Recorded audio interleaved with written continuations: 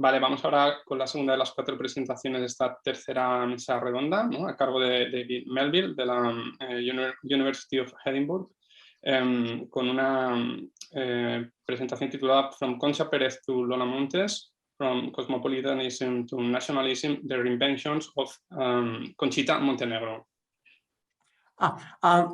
Muchas gracias. I'm just going to share the screen. Share. Sí.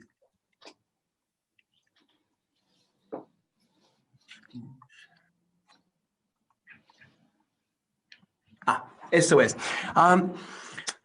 Entonces, buenas tardes, bon dia a tothom, and thank you so much, I'll switch to English now, thank you so much for this opportunity to talk about one of my favorite obsessions, the amazing Conchita Montenegro. Now, Conchita Montenegro was the first Spanish actress to become a major international star. She spoke 5 languages. She made films in Spain, Italy, France, Hollywood, Brazil, and Argentina. But by the time she died in 2007, she'd been living in seclusion for many years, and almost nobody in Spain or anybody else even remembered who she was. Now, she was born Concepción Andrés Picado in San Sebastian in 1911, and she worked as a teenager, as a dancer, as an artist model, and played small roles in a number of Spanish silent films. Now, the film that really made her internationally was a French production shot in Spain, La Femme et le Pantin, The Woman and the Puppet. This was an adaptation of the scandalous erotic novel by Pierre Louis about a middle-aged man and his obsession with a beautiful young dancer named Concha Pérez. Now, this is a role that would later be played by Marlene Dietrich, by Brigitte Bardot, and finally by Ángela Molina and Carole Bouquet, both actresses playing the role in the final film of Luis Buñuel. But arguably, Conchita Montenegro is still the definitive incarnation of this role. The key scene in the film is when she dances naked on a table in a room full of naked men. And we never actually see a full direct shot of the naked Conchita. We see her as a shadow on the wall. We see her as a silhouette through beaded curtains. We see her as a reflection in the surface of an empty champagne bottle. And she really does become that obscure object of desire, which is what Luis Buñuel would title his final film. Now, this film was an international sensation, and in Hollywood, MGM decided they simply had to have her, and they offered her a contract. Now, having her and knowing what to do with her were 2 entirely different things. In 1931, MGM decided that the film that would launch her as a major Hollywood star was a South Sea Island melodrama called Never the Twain Shall Meet, where she plays a mixed-race Polynesian girl who has a love affair with a white man, played by Leslie Howard. Now, this film was not good. It flopped rather badly, in fact, and Conchita was soon relegated to far lesser movies. The one bright spot was that even though she was only 19, she had a passionate affair with her much older and married co-star, Leslie Howard, and that's something that will be important a little bit later on. Now, typical of the lesser movies she was relegated to is one called The Cisco Kid, again from 1931, and here she plays a fiery, tempestuous Mexican dancing girl who's in love with a bandit. And Conchita was quite philosophical at this stage about the fact that her career was going nowhere. She said in later years that her bad luck lay in having too much good luck at a time when she was just not old enough to know what to do with it. Now, that's possibly true. There may have been more than that, but it was quite apparent in the early 30s that her career in Hollywood was going nowhere. Now, by the mid-30s, she'd more or less vanished from mainstream Hollywood feature films, and she found employment in 2 alternative areas. One was in foreign language versions of Hollywood films that were made for export. And here she is as a sexy gypsy girl feeding grapes to Charles Boyer in the French language version of Caravan. Now, the other work that Conchita had was in low-budget films that were made in Hollywood in Spanish, exclusively for Spanish language markets. And typical of these was Granaderos del Amor. And you can see the poster for that here. Now, her co-star in a number of these Spanish language Hollywood films was a Brazilian tango singer and matinee idol named Raúl Julián. And he must have made an impression because Conchita married him in 1935. The couple spent a lot of time in South America, and they worked on a number of films in both Brazil and Argentina. The best known of these is Grito de la Juventud, or Grito da Mocidade, which was made in Argentina and which Julián also wrote and directed. But unfortunately, by 1939, the marriage had ended, and Conchita found herself back in Europe. Initially, she based herself in Paris and began to make a career as glamorous, exotic femme fatales. And typical of these roles was her part as a seductive showgirl in L'Or du Cristobal, the first film directed partly by Jean Becker. Now, unfortunately, in 1939, World War II began, France soon fell to the Nazis, and Conchita very quickly relocated to Italy, which at that time was still a neutral country. It had not yet joined the war on the side of Hitler. By this time, she was a fairly major European star. And here we see her in two of her typical exotic, glamorous roles. On the left, she's an exotic Oriental temptress in La Nascita di Salomé, The Birth of Salomé. And on the right, here she is in Melodie Eterne, a highly romanticized biopic of Mozart. And in this film, she plays the bad sister, Aloysia Weber, who tries to lure Mozart away from the good sister, Constanza, who's his wife. And here she is in costume to play the ultimate bad girl, the queen of the night. So Conchita, by this point, had made a very high-profile career as glamorous, exotic, sexually liberated femme fatales. But unfortunately, again, Italy soon joined the war on the side of the Nazis, and Conchita made the decision to relocate back to Spain. Here she is on a highly publicized visit to her hometown of San Sebastián in 1940, and the year after that, she began to make her first films back in Spain again. Now, Conchita's return to Spanish language films at this time was hugely problematic on both sides.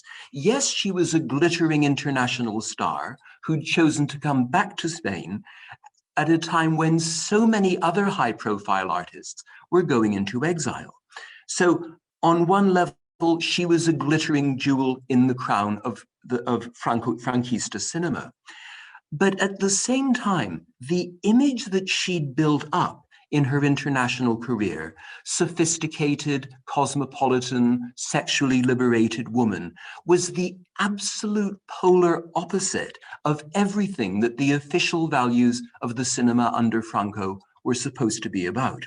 There was a real disjunction between Conchita's public persona on and off the screen and the films she would be constrained to make in Spain under Franco.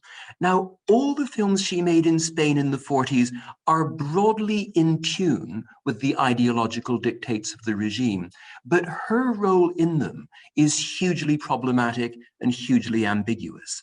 Now, one of the first of them is Rojo y Negro, and in this film, she plays a nationalist woman who breaks the rules by having a passionate love affair with a Republican man. Now, naturally, she's punished severely for this in the film. There's a horrifying scene where she gets raped in a Republican prison. She then gets shot and thrown into an anonymous mass grave. Rojo y Negro is recognizably a propaganda movie, and quite a nasty one. But at the same time, Conchita's role in it is fascinating because she's playing a woman who exists, who lives and dies outside of the codes that are set down by the film itself. Another film in a similar vein was Boda en el Infierno, A Wedding in Hell, by Antonio Roman. Now, in this film, again, she's playing an outsider. She plays a glamorous white Russian ballerina who marries a Spanish naval officer purely so she can escape from the Soviet Union and flee the Bolshevik terror.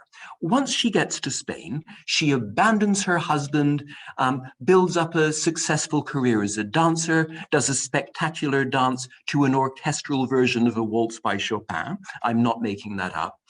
And she only sees the error of her ways when the civil war breaks out in Spain. And at this moment, as a refugee from the Red Terror in Russia, she realizes that the Red Terror is coming to get her all over again. And at that point, she reunites with her husband, gives up her career on the stage, and realizes that her true calling in life is to be the wife of a gallant nationalist officer in the Civil War, defending Spain against what they saw as the Republican menace. Now, a film that tells quite a similar story, but in a far less melodramatic way, is possibly her best-known film today, Ídolos, by Florian Ray. Now, in this film, she plays a glamorous film star based in Paris, who is originally Spanish, but at the beginning of the film has pretty much forgotten her Spanish roots. However, as the film begins, she grows disenchanted with her movie career in Paris and her rather vacuous celebrity existence, and she returns to Spain on a voyage of discovery. And in Spain, of course, she falls in love with a torero. She realizes that Spain is where she really belongs, and she decides to give up her career and settle down and be a torero's wife. So the message of this film seems to be, why be a glamorous international film star when you can be a good patriotic Spanish housewife? That seems to be the subtext of most of Conchita Montenegro's Spanish films.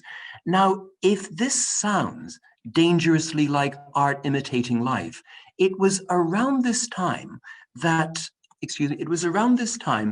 Conchita became close to a gentleman named Ricardo Jiménez Arnau y Gran, who was a very high-profile diplomat for General Franco, would at one point serve as Franco's emissary to the Holy See in Rome.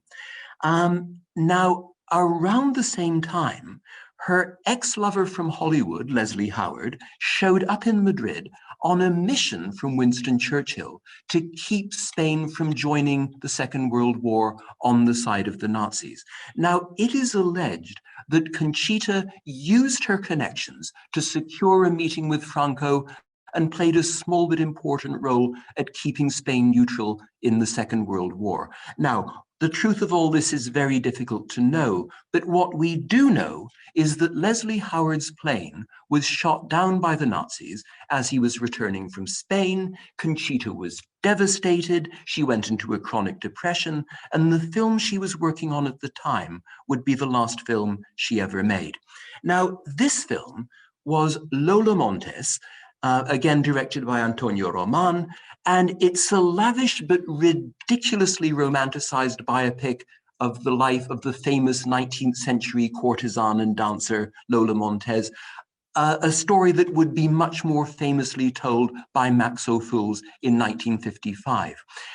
Now in Lola Montès, again, she leads a glamorous, decadent existence. She's a spy for various European secret services. She's the mistress of many prominent men. She winds up as the mistress of King Ludwig I of Bavaria.